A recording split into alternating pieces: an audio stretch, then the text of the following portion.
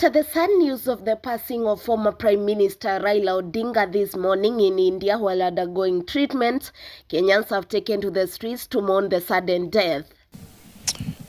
First of all, this is a sad moment for all of us.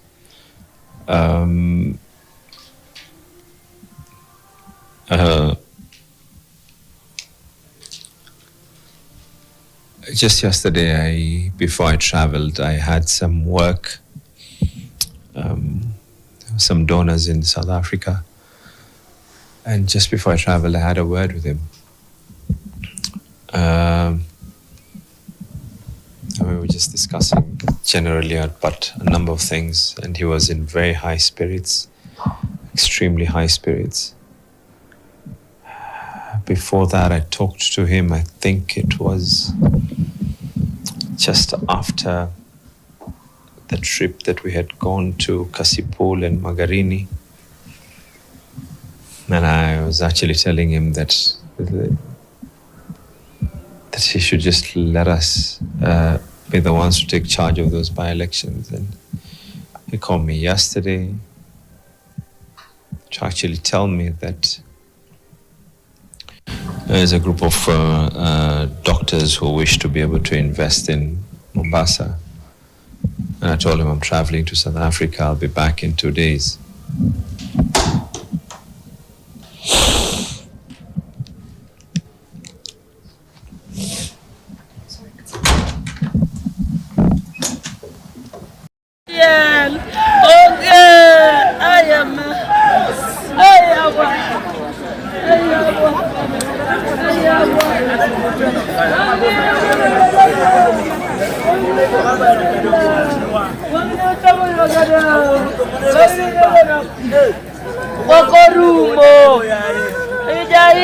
Nafikiria ati baba amekufa.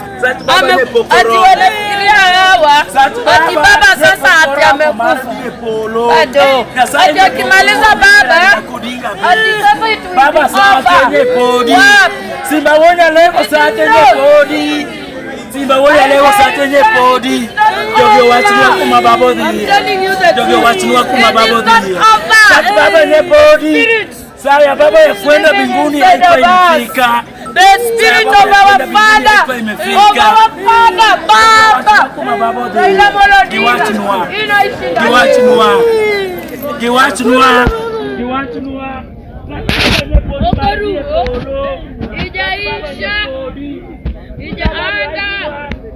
Watu wanakufa na 200 years.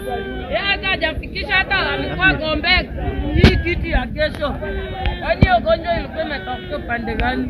Baba amezaa gonjeka mpaka malutu, mpaka corona, mpaka takataka zote za ugonjwa hii duniani na survive.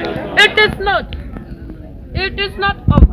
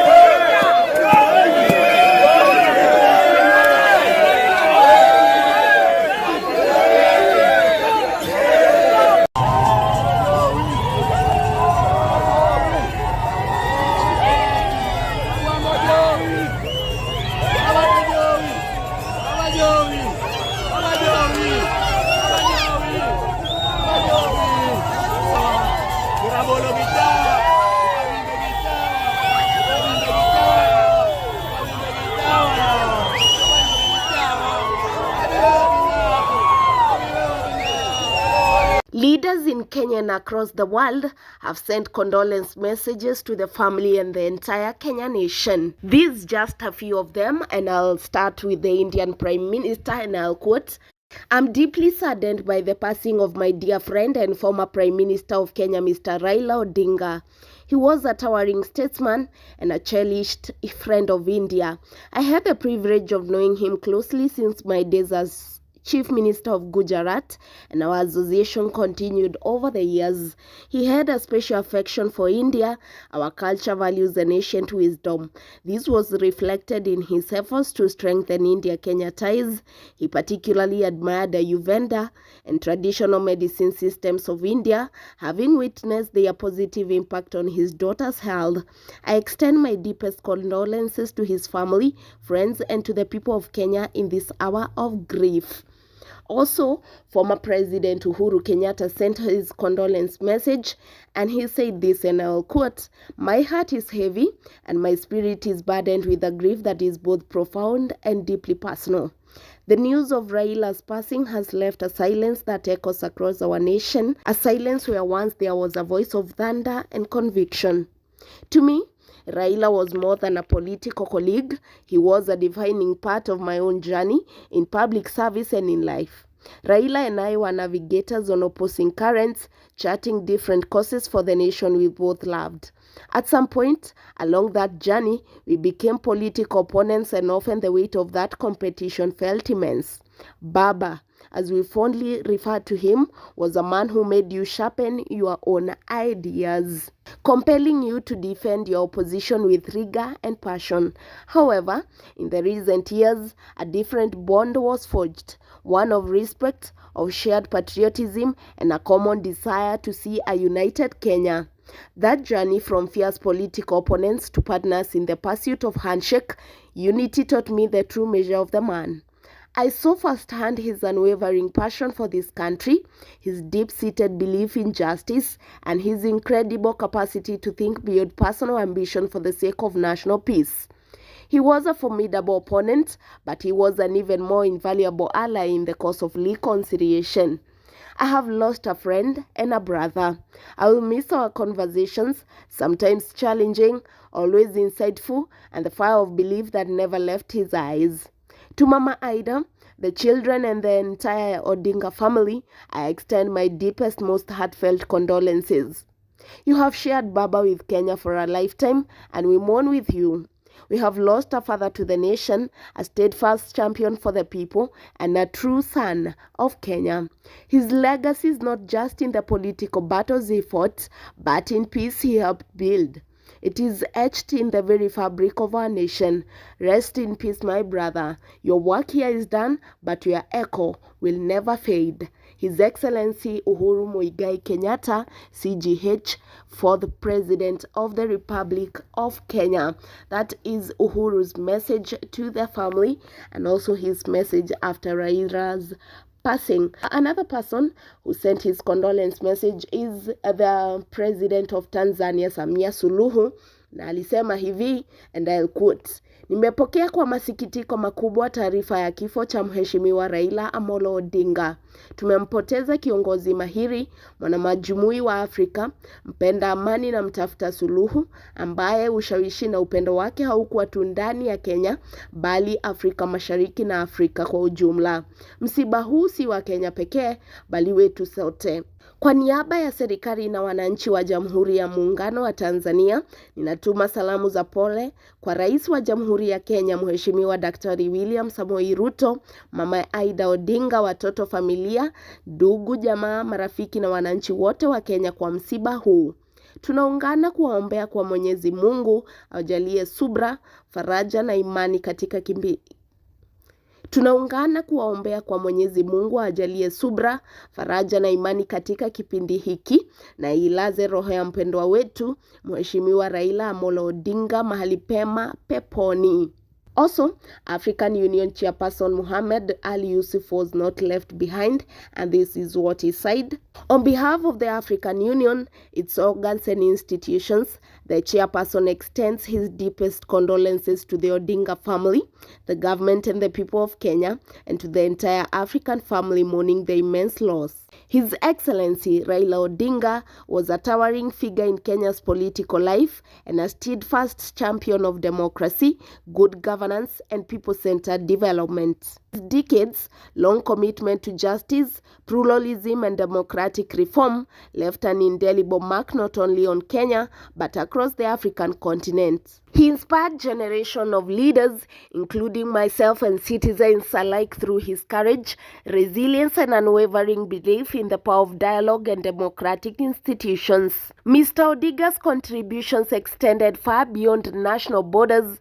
As the African Union High Representative for Infrastructure Development in Africa, he worked tirelessly to advance the continent's integration and connectivity agenda, helping to lay the foundations for the African continental free trade area and broader socio-economic transformation. Africa has lost one of its most visionary sons, a leader who dedicated his life to the pursuit of justice, democracy, and unity. His legacy will continue to inspire our collective efforts to build a peaceful, prosperous, and democratic Africa.